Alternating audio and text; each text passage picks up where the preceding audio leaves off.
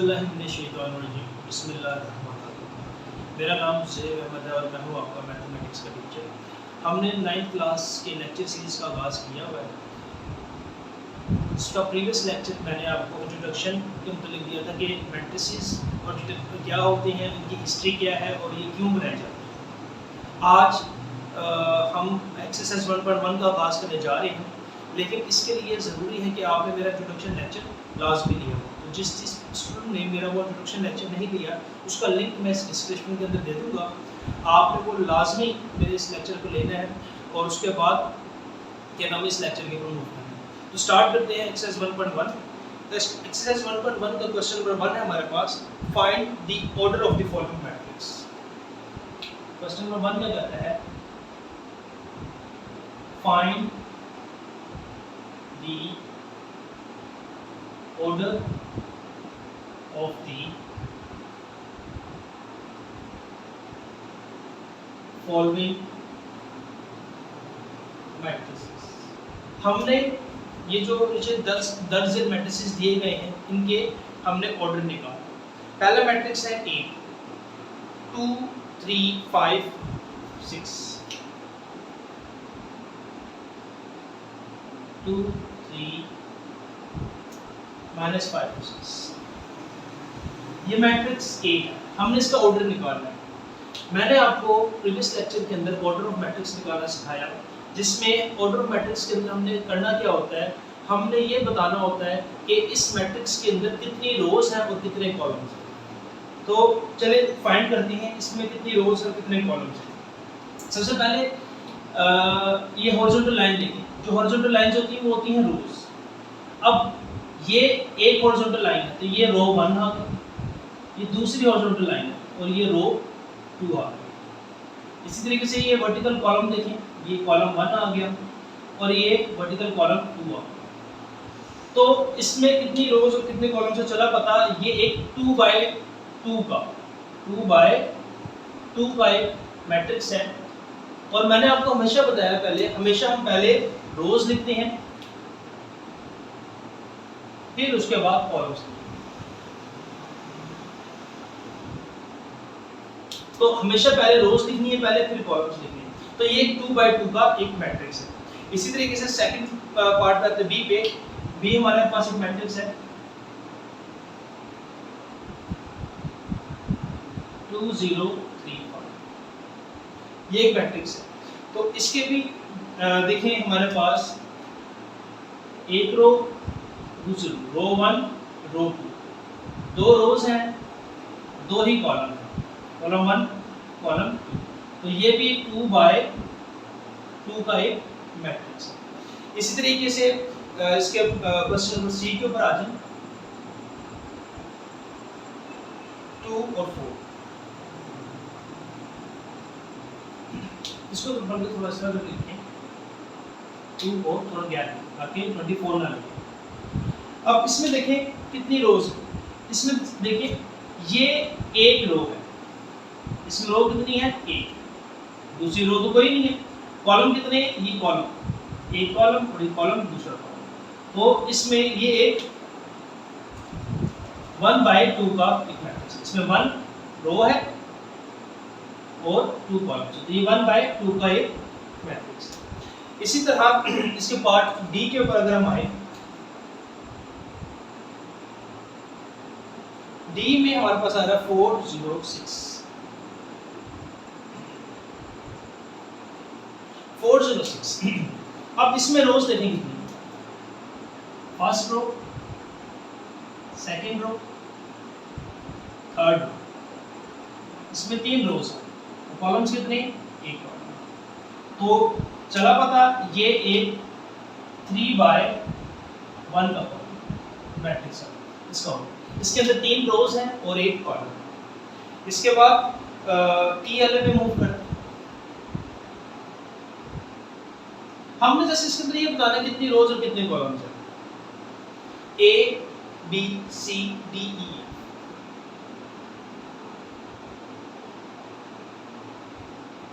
अब इस मैट्रिक्स के अंदर देखिए, पहली रो 1 रो 2 रो 3, तीन रोज हैं,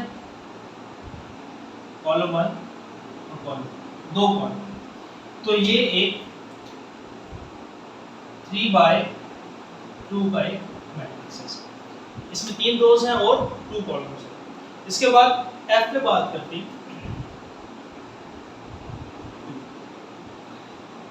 इंडिविजुअल एक सिंगलटन सेट है, मतलब सिंगल एक वैल्यू है हमारे पास, इसमें एक रो है और एक ही कॉलम, यानी कि एक ही कॉलम, यानी कि ये एक 1/1 का एक इसका होगा। इसी के साथ जी पे मूव करते हैं।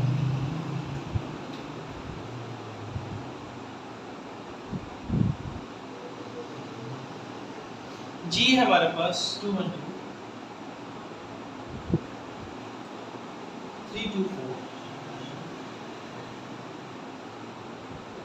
0 3। आसान से ऑर्डर ऑफ मैट्रिक्स निकालना बहुत आसान है। अब इसमें कितनी रोज है? एक रो, दूसरी रो, तीसरी रो, रो 1 रो 2 और रो, तीन रोज हैं, कॉलम 1 कॉलम 2 और कॉलम, तीन कॉलम, तो यानी कि ये एक 3/3 का एक मैट्रिक्स है। हमेशा याद रखना आपने पहले रोज को एक्सप्लेन करना है, फिर आपने कॉलम्स लिखना है। कभी भी ऐसा नहीं होना कि पहले कॉलम्स है फिर रोज है, चाहे ये एक इक्वल मैट्रिक्स है, लेकिन फिर भी आपने रोज पहले लिखनी है, फिर कॉलम्स को आपने एक्सप्लेन करना है। जी के बाद इसका लास्ट पार्ट है एच।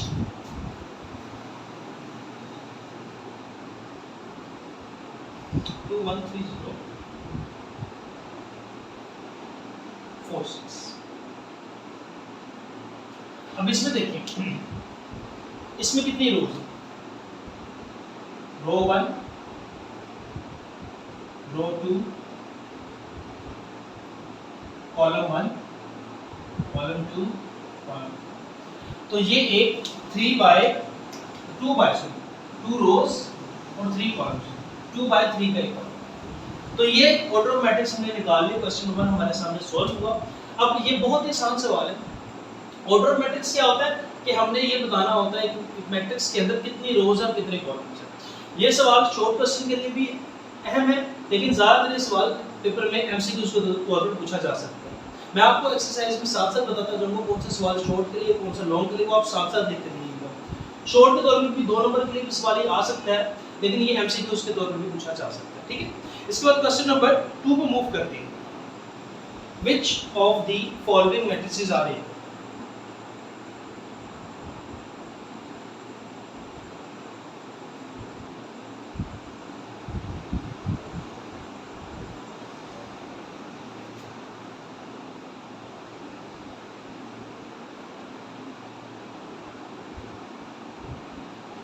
हमने ये बताना कि इनमें से कौन कौन से मैट्रिक्स बराबर है, इक्वल है।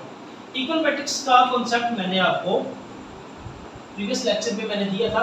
दो मैट्रिक्स इक्वल मैट्रिक्स होंगे अगर उनके दोनों के ऑर्डर ऑफ मैट्रिक्स सेम है, पहली बात। दूसरा का उनके अंदर मौजूद एलिमेंट्स भी सेम है। अगर दो मैट्रिक्स के ऑर्डर सेम है और उनके मौजूद एलिमेंट्स भी बिल्कुल सेम है, तो वो दोनों मैट्रिक्स हमारे पास इक्वल मैट्रिक्स होंगे। सॉल्व करते हैं।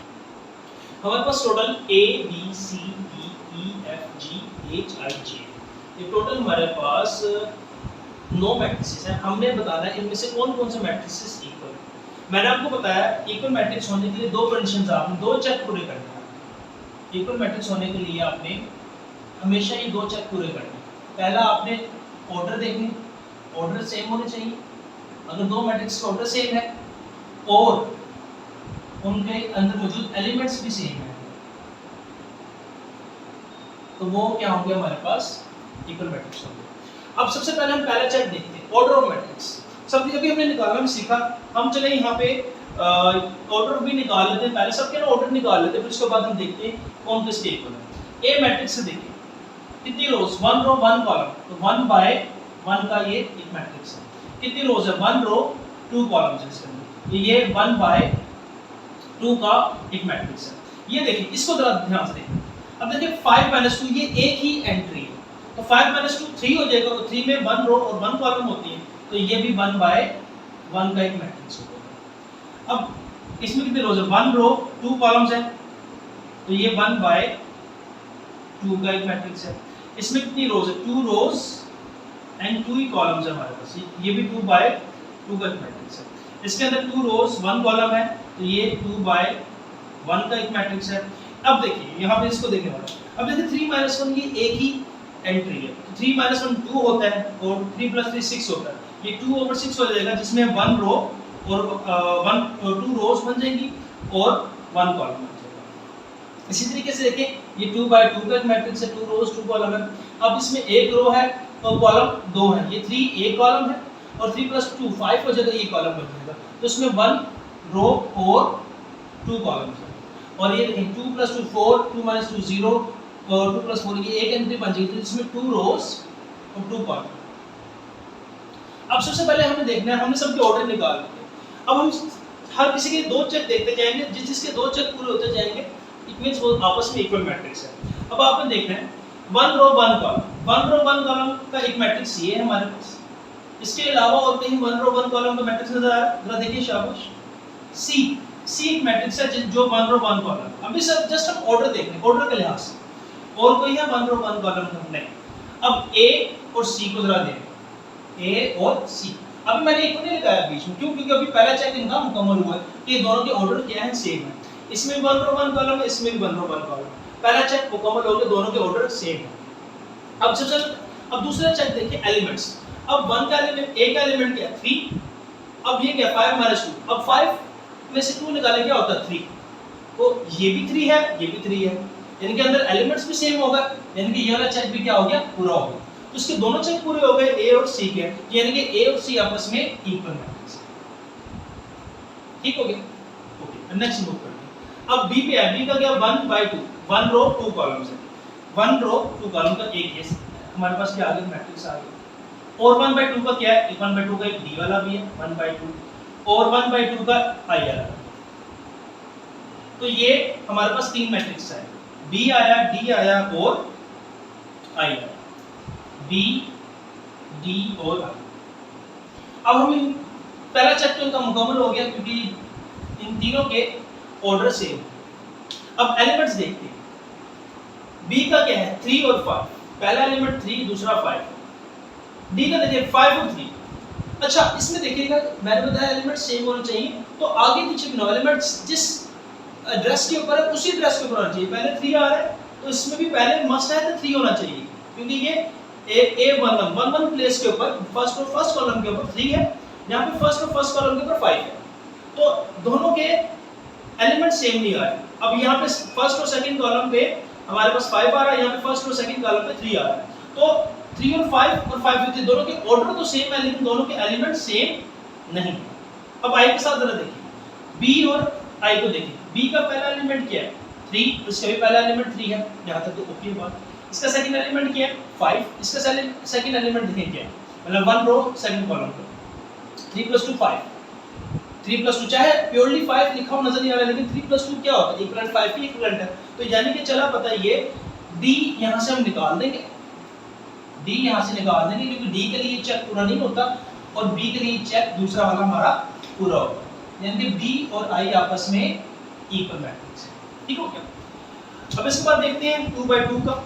ई एक 2 बाय 2 का मैट्रिक्स है, और एच एक 2 बाय 2 का मैट्रिक्स है, और जे एक 2 बाय 2 का मैट्रिक्स है।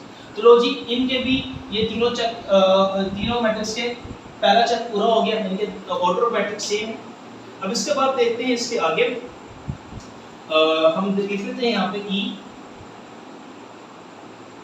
ई आ गया हमारे पास, एच आ गया और जे आ गया। तीनों के चेक तो पूरे हो गए, पहला चेक पूरा हो गया। अभी मैंने इक्वल नहीं लगाया क्योंकि अभी दूसरा चेक देखना बाकी है। अब इनके एलिमेंट्स देखिए, पहला एलिमेंट क्या? 4, दूसरा एलिमेंट है 0, देन 6 2, 4 0 6 2 इक्वल है 2 + 2 4, 2 - 2 0, 2 + 4 6। मैं लिख भी देता हूँ जे की, अगर हम इसको सॉल्व कर लेते हैं जे को, 2 + 2 4, 2 - 2 0, 2 + 4 6, 2 + 0 तो देखें E का क्या है 4026, H का 4026 4026, सेम एलिमेंट्स भी है और सेम पोजीशंस के ऊपर है, तो ये दूसरा चेक इसका क्या होगा पूरा होगा। तो चला पता E बराबर है H के और H बराबर है J। मैंने जैसे कि आपको बताया था इक्वल होने के लिए कम से कम दो मैट्रिक्स का होना जरूरी है, ज्यादा तीन भी हो सकते हैं, चार भी हो सकते हैं। और लास्ट देखते हैं बच्चा हमारे पास ये है 2/1 का मैट्रिक्स और ये भी है 2/1 का मैट्रिक्स, इसके अलावा और तो कोई भी नहीं है। अब पहला चेक इन दोनों का पूरा हो गया, 2/1 का पहला चेक पूरा हो गया। अब एलिमेंट्स देखिए 2 और 6, अब इसको भी मैं आपके लिए सॉल्व कर लेता हूं। 3 - 1 2 और 3 + 3 6, तो देखिए ये भी शेप हो सेम हो, तो चला पता है इसका दूसरा चेक भी पूरा हो गया। तो यहाँ से बात ये साबित हुई कि F और G भी आपस में इक्वल है। तो ये हमारे पास आ गया इक्वल मैट्रिक्स का क्वेश्चन। अब इसके बाद क्वेश्चन नंबर 3 को मूव करते हैं, जो कि इस एक्सरसाइज, अच्छा ये सवाल भी आपको पेपर में एमसीक्यूज के तौर पर पूछा जा सकता है, शॉर्ट क्वेश्चन के लिए बनता नहीं, लेकिन चलिए अगर दे दे तो उसको शुक्रिया अदा कीजिएगा, इतना आसान सवाल इसने शॉर्ट क्वेश्चन के लिए दे दिया, एमसीक्यूज के लिए इंपॉर्टेंट है क्वेश्चन। अब इसके क्वेश्चन नंबर 3 पे मूव करते हैं, जो कि इस एक्सरसाइज का सबसे इंपॉर्टेंट क्वेश्चन है। The value of A B C and D,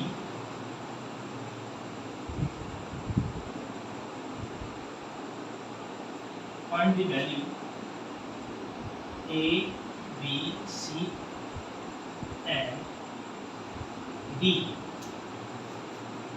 which satisfy the matrix, which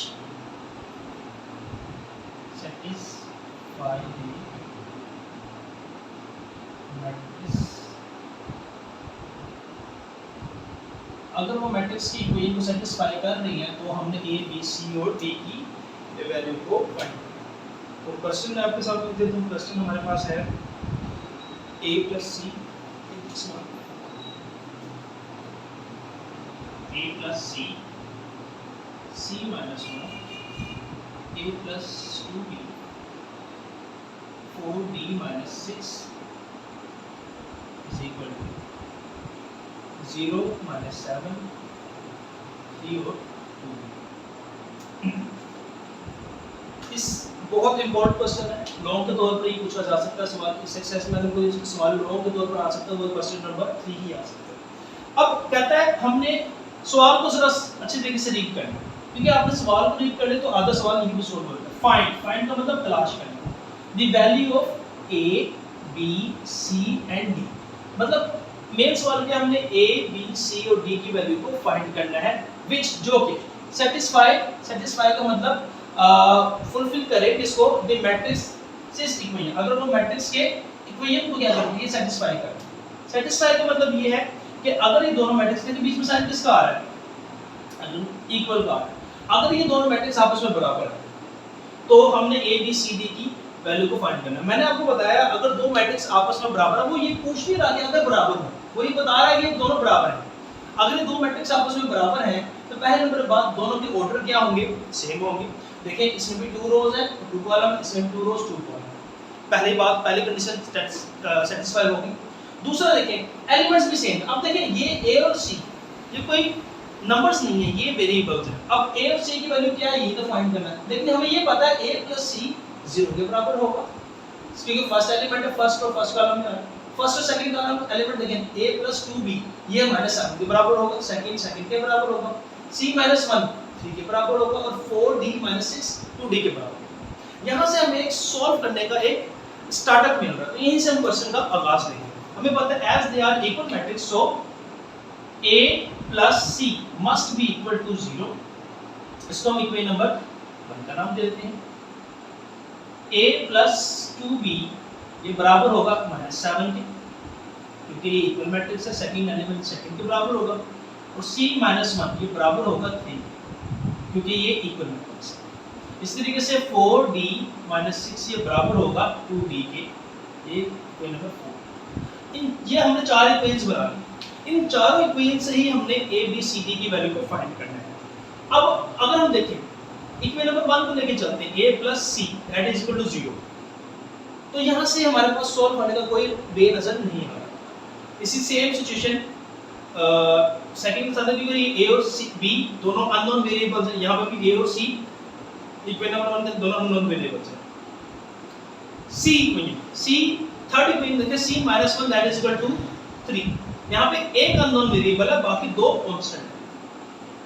यहाँ से हम इसको ले सकते हैं, सॉल्व कर सकते हैं। हम लिखेंगे यूजिंग इक्वेशन 3 इक्वेशन 3 को यूज कर इक्वेशन नंबर 3 है क्या हमारे पास c -1 that is equal to 3, क्योंकि देखिए ना हमें c एक अननोन वेरिएबल है, बाकी -1 और 3 एक कांस्टेंट है।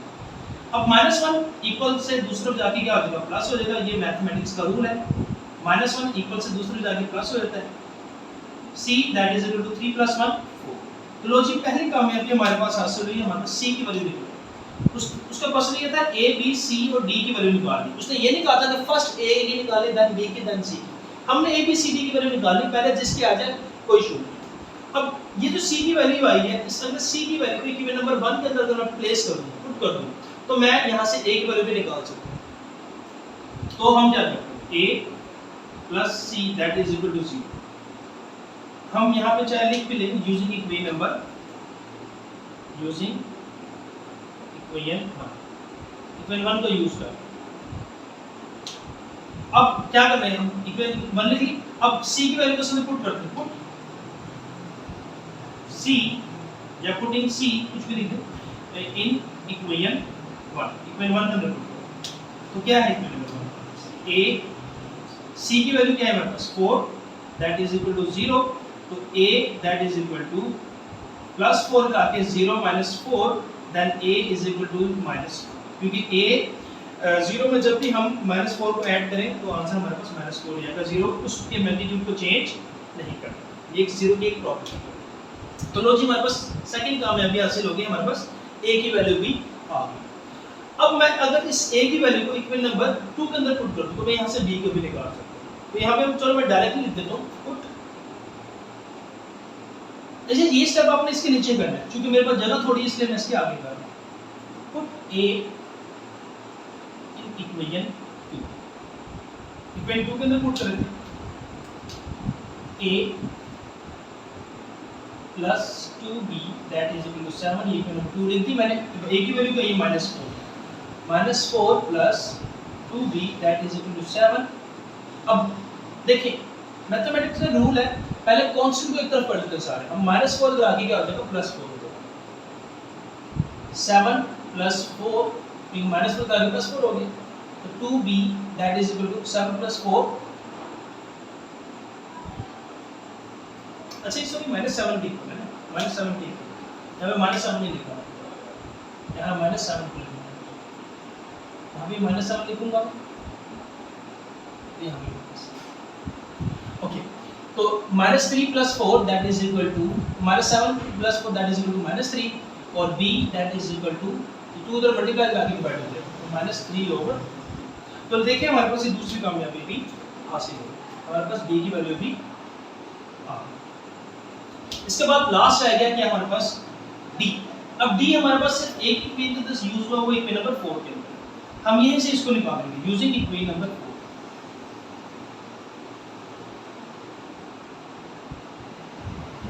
इक्वेशन 4 क्या हमारे पास 4d - 6 that is equal to 2d। अब d एक तरफ कर लेते हैं क्योंकि सेम वेरिएबल्स है, कांस्टेंट को एक तरफ कर लेते हैं। 4d 2d इधर क्या हो रहा है, प्लस इधर आके माइनस हो रहा है, दैट इज इक्वल टू ये -6 इधर आके +6 हो रहा है। प्लस का साइन लिखे ना लिखे कि रूल है कि शुरू में अगर कोई स्पेसिफिक साइन ना हो तो वो प्लस का साइन होता है। 2d में से हमने 4d में से 2d निकाला, 2d बचा that is equal to 6 and d is equal to 6। 2 इधर मल्टीप्लाई इधर आके डिवाइड, तो फाइनली d हमारे पास आ गया 3। तो ये हमारे पास चौथी कामयाबी और आखिरी कामयाबी भी हासिल होगी, जो कि हमने d की वैल्यू निकाली। तो चला पता है हमारे पास a b c और d की वैल्यू निकाल दी थी, हमने वो निकाल दी। यहां तक इस क्वेश्चन का सॉल्यूशन तो बिल्कुल। अब फिर भी अगर आपको चेक करना हो कि आपका आंसर ठीक है या नहीं, आप a b c और d की जगह पे उसकी वैल्यूज को पुट करें और देखें वो इसके एक बराबर है। यहाँ पे वैसे हमारा सॉल्यूशन खत्म हो गया, लेकिन मैं आपके लिए तसल्ली के लिए इसको चेक भी कर लेता हूँ। यहाँ पे चेक भी कर लेते हैं हम, ये एक्स्ट्रा बात है सारा, जितने ये पार्ट ऑफ सॉल्यूशन नहीं चेक। अब देखिए क्या आती है हमारे पास equation a plus C C minus 1 a plus 2b और 4d माइनस 6। अब यहाँ पे मैं इसके अंदर वैल्यूज को पुट करता हूँ, a b c d की वैल्यू पुट करता हूँ, देखिएगा वो इसके इक्वल आ जाएगा। अब a की वैल्यू क्या आई है हमारे पास, a की वैल्यू आई है -4 प्लस c की वैल्यू आई है हमारे पास 4, a की वैल्यू आई है हमारे पास -4 प्लस 2, b की वैल्यू आई है हमारे पास -3/2 और c की वैल्यू हमारे पास आई है 4 -1 और 4d की वैल्यू आई है हमारे पास 3 -6। अब मैंने क्या किया, मैंने ये मैं जहाँ पे a था वहाँ पे a की वैल्यू को b, c की वैल्यू को c की जगह पे, b की वैल्यू को b के, d की जगह d की वैल्यू को मैंने पुट कर दिया। अब -4 प्लस 4 0, अब ये 2 इस 2 से कैंसिल हो गया, कितना आ गया -4 प्लस माइनस -3, -4 -3 -7 और 4 में 1 निकाला 3, 4 3 जा 12, 12 में 6 निकाला 6। अब देखिएगा ये हमारे पास क्या आ गया, ये हमारे पास लेफ्ट हैंड साइड आ गया। अब इसी के साथ इसकी राइट हैंड साइड को देख लेते हैं। राइट हैंड साइड क्या आती है हमारे पास 0 -7 3 और 2d। अब यहाँ पे इसके c की वैल्यू सिर्फ एक वेरिएबल है जिसकी वैल्यू अननोन है हमारे पास 0 -7 3 और 2, d की जगह पे वैल्यू पुट कर दो, d की वैल्यू क्या थी नहीं है हमारे पास, क्या आ गया हमारे पास 0 -7 3 और 2 3 6। देखिए ये दोनों हमारे पास वैल्यूज आपस में बराबर है, इसका मतलब ये है कि ये दोनों आपस में बराबर है। तो उम्मीद करता हूँ आपको लेक्चर समझ में आई होगी। फिर भी किसी के साथ कोई सवाल हो तो आप कमेंट सेक्शन में ऐसे पूछ सकते हैं, मैं इंशाल्लाह और ऐसे आपको मैक्सिमम सवाल आपके जवाब देने की कोशिश करूँगा। मिलते हैं नेक्स्ट लेक्चर में। अल्लाह।